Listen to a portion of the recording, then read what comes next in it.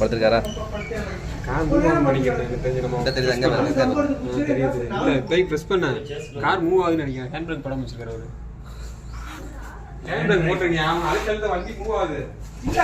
தெரியுதா பாம்பு இருக்குது? ஏன் சுகி பார்த்துட்டியா பாம்பு? வீடியோவே